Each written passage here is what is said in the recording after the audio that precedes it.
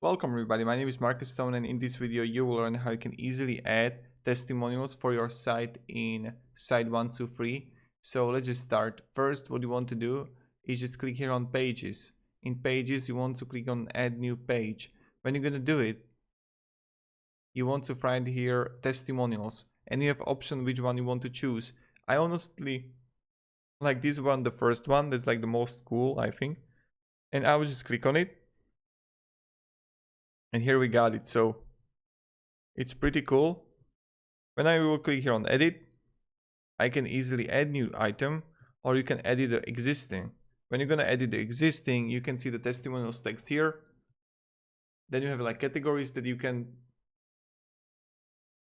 customer name, customer affiliation, rating, let's go always with a 5, and just choose image. And you can also link her business here. Nice. Save and close.